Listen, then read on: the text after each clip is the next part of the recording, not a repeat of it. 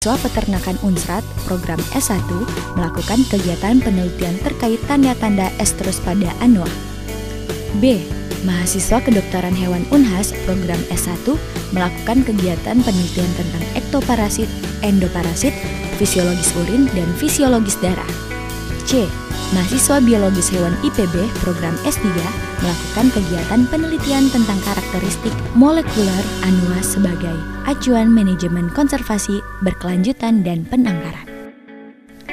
Ketujuh, perkawinan anoa di Anoa Breeding Center hingga saat ini masih dilakukan secara alami.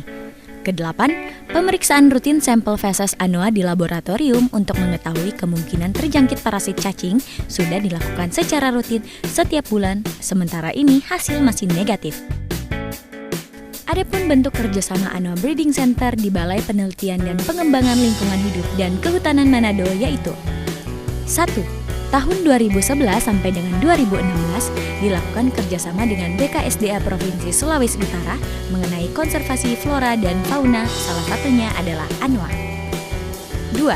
Tahun 2015 PT Cargill Indonesia memberikan hibah langsung barang berupa kandang baru anoa beserta fasilitasnya, dan tahun 2016 kembali memberikan hibah langsung jasa berupa tenaga dokter hewan yang ditempatkan di Anoa Breeding Center selama 1 tahun sampai dengan 31 Maret.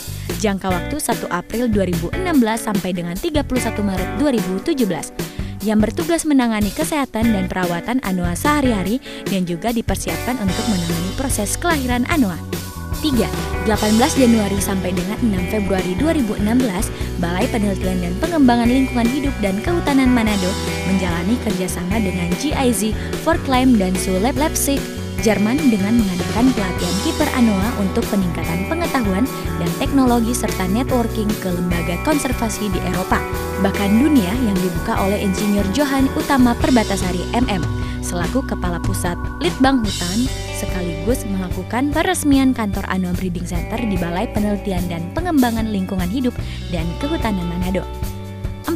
1 Februari 2016, Anoa Breeding Center sudah dilirik oleh pemerhati konservasi dunia, ditandai dengan adanya kunjungan tim Global Species Management Plan atau GSMP yang datang secara langsung untuk melihat Anoa Breeding Center di Balai Penelitian dan Pengembangan Lingkungan Hidup dan Kehutanan Manado sebagai tindak lanjut dari kegiatan Global Species Management Plan yang dilaksanakan di Cisarua 25 sampai dengan 30 Januari 2016. Tim Global Species Management Plan terdiri dari perwakilan International Union for Conservation of Nature atau IUCN, Association of Zoos and Aquarium atau AZA Amerika, European Association of Zoos and Aquaria EIZI, Taman Safari Indonesia atau TSI, dan Fakultas Kehutanan IPB. Ya, Mbak Anita, jadi kita sekarang pindah ke kandang yang satunya lagi. Iya, jadi kami di Anoa Breeding Center ini kita punya 3 lokasi. Kandang. Salah satunya di sini, kedua lagi ada di belakang. Nanti saya antar ke belakang. Langsung aja ke belakang. Ya. Nah, Mbak, ini dia kandang yang tadi itu. Iya. Katanya ada 2 kandang. Bisa dijelaskan jadi, ini?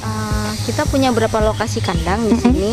Yang pertama tadi di bawah itu kandang individu, yang kedua ada di sini ada 2 kandang, satu dari kandang dari balai sendiri yang ini terus merupakan hibah dari PT Cargill Indonesia Amurang. Hibah dari PT Cargill Indonesia Amurang. Yang ada di Amurang ya? Iya, Okay. jadi mereka memiliki program CSR-nya yang mendorong, mensupport, mendukung upaya-upaya terkait konservasi satwa liar, salah satunya tentang anoa ini. Jadi mereka mendukung kami untuk melakukan kegiatan penyelamatan anoa dengan cara membantu langsung memberikan wujudnya ini kandang. Oke. Terus Mbak, ini tadi kan ini dibantu oleh PT Cargill ya. Selain dalam bentuk ini kandang, ada lagi nggak bantuannya? Iya, jadi Cargill tuh sangat mensupport kami. Yang pertama dari kandang, 2015 mereka mensupport kami dalam bentuk kandang. 2016 mereka tahun ini? Mulai April 2016 mereka mendukung kami dalam bentuk pembiayaan untuk dokter hewan. Dokter hewan. Ya, jadi kami akhirnya punya dokter hewan dengan dibiayai. Sebelumnya belum ada dokter hewan yang memang standby-nya di sini, belum. Kita belum punya, jadi baru punya itu setelah didukung oleh Oke. Cargill ini. Di bulan April 2016. Oke, terus Mbak di sini memang totalnya yang diteliti itu memang cuma anoa atau ada lagi?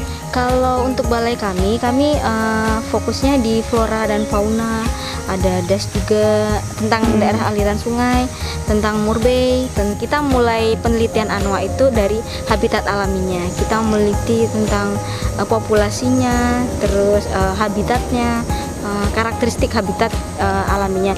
Kalau untuk secara ex situ kita mulai penelitian tentang morfologinya, terus tentang perilakunya di kandang seperti apa, terus manajemen pakannya, reproduksi. Kita juga pernah melakukan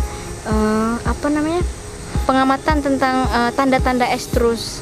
Iya, untuk persiapan IB sebenarnya. Mbak, sebelumnya anoa-anoa yang ada di sini itu udah ada pernah yang bunting alami nggak? Iya, jadi sejauh ini kita masih melakukan perkawinan alami kepada Beda dengan yang di tempat lain ada secara alami dan inseminasi buatan. Oke. Kita inseminasi buatan belum ada. jadi masih Dan alami sejauh ya ini di masih sini. alami Oke. dan sudah berhasil bunting dan beranak 2 kali, tapi Dua kali.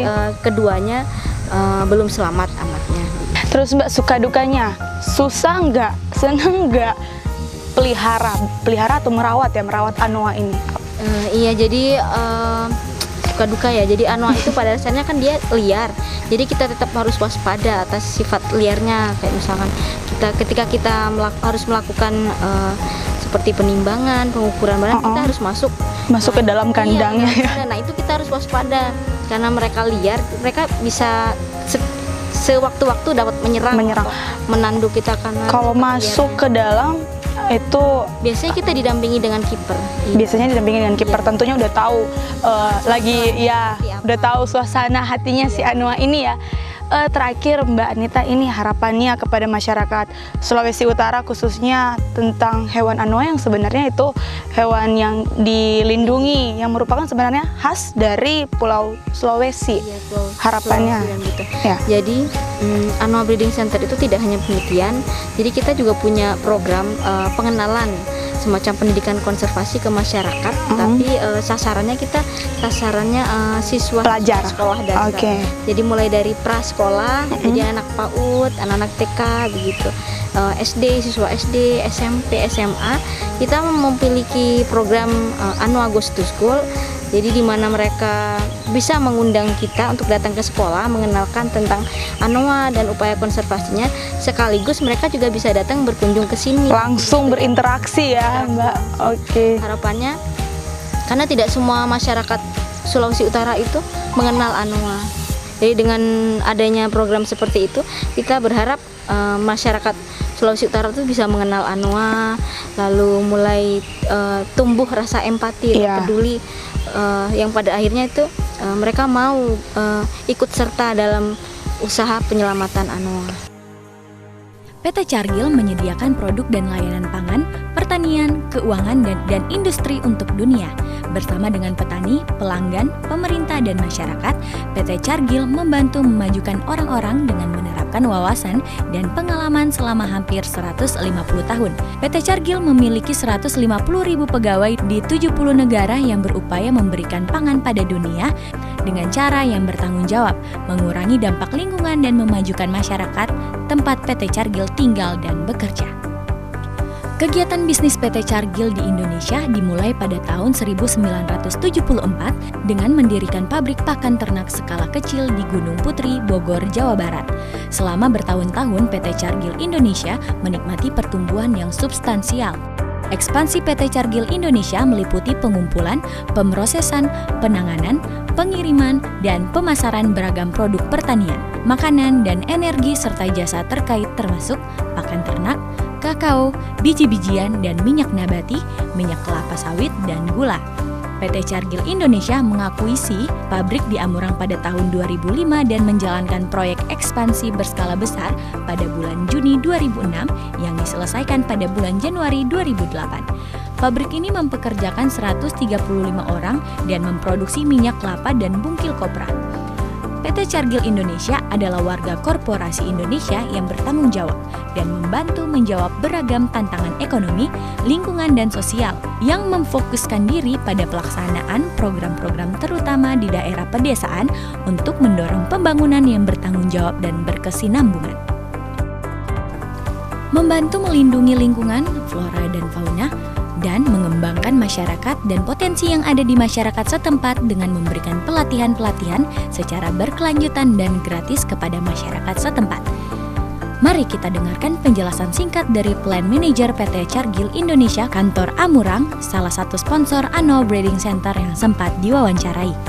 Jadi salah satu dari program CSR PT Cargill adalah di bidang lingkungan hidup.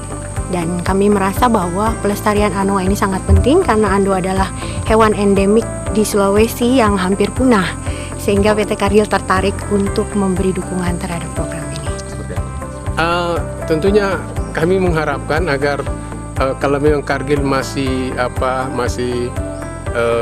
bisa menyisikan di CSR-nya atau di mana, ya kami harapkan ada tetap membantu di kegiatan ini. Dan kami juga sudah sampaikan bahwa bantuan PT Cargill ini juga kami sudah informasikan juga kepada, kalau ada Kodubes Amerika yang datang ke kami sampaikan bahwa kami dibantu oleh PT Cargill.